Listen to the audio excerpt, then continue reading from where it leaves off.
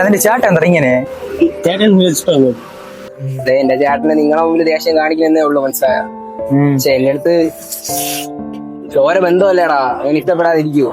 20 മിനിറ്റിന് മുമ്പ് നിങ്ങൾക്ക് എത്തിക്കാൻ കഴിഞ്ഞിരുന്നുവെങ്കിൽ നമുക്ക് തീർച്ചയായിട്ടും ജീവൻ രക്ഷിക്കാമായിരുന്നു. എപ്പോഴും ഫോൺ ചെയ്യുന്നത് പഠിക്കാനൊന്നുമില്ലേ? എടുത്തത് എപ്പോഴും നോക്കിയാലും ഫോൺ ചെയ്യാനല്ലോ. പോയി പോയി പഠിക്കേ. അമ്മ ഇത് കാണണമായിരുന്നു. എവക്ക് ഫോൺ എടുത്ത് കൊടുത്താരാണ്? ഞാൻ ഇപ്പോഴാണ് എടുത്തത്. എപ്പോഴും 24 മണിക്കൂർ ഫോൺ തന്നെയാണ്. നീ ന്യായം പറയണ്ടല്ലോ. നീ ഇന്നലെ എത്ര മണിക്ക് വന്നത്? ഫ്രൂസ് അവ ഇരിക്കാൻ ഇരിപ്പുണ്ട. നിങ്ങളാണെങ്കിൽ വഷളാക്കണ കേട്ടാ. 24 മണിക്കൂർ കളിയെ അവന് തോന്നുന്ന സമയത്താണ് കയറി പറഞ്ഞത്. നീ എന്തിനാണെടാ എന്നെ കൂടെ ഇങ്ങനെ അവനെ വിട്ട് പറയിക്കണത്? നിനക്ക് നിന്റെ കാര്യം നോക്കിക്കൂടെ?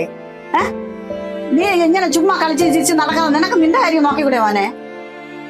ഞാൻ എന്ത് ചെയ്യും? അവൻ പലതും നിങ്ങളടുത്ത് പറ, ഞാൻ എന്ത് ചെയ്യാനാ? ഞാൻ ഫോൺ നിങ്ങൾ എന്തോ സഹായിക്കോ?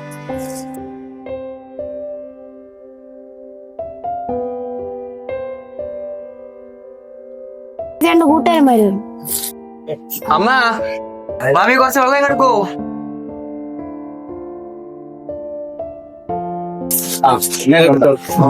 അവിടത്തേക്കാം സാറുമാരെല്ലാം കൂടെ പറഞ്ഞ ഒരു കേൾപ്പില്ലല്ലോ. നീ കുളിക്കാനും കുളത്തിലേക്ക് പോണത് പരാതികൾ പറയുന്നു കൊണ്ട് നിവർത്തിയില്ല. അല്ല നിങ്ങൾ ഒത്തിരി എവനെ കൂടെ പിന്നിൽ പോണായിരുന്നു.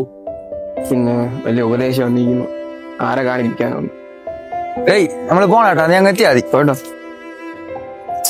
അമ്മ ഞാൻ ഇവിടെ വെച്ചിരുന്ന ഷർട്ട് എവിടെ? ഷർട്ട് എവിടെയെന്ന്? അത് അവിടെ എവിടെയെങ്കിലും കാണും. നീ അവിടെ എവിടെയെങ്കിലും നോക്കും. ഞാൻ നിന്റെ ഷർട്ട് ഒന്നും എടുത്തില്ല. ഓ ഒരു ഷർട്ട്. എന്റെ ഷർട്ട്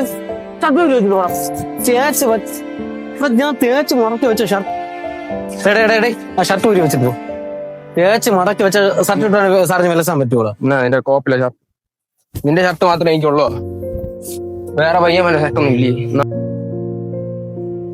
ഹെൽമെറ്റ് എങ്ങനെ വെച്ചിട്ട് പോടാം. എനിക്ക് പറ്റൂല, കാര്യം പറയാം.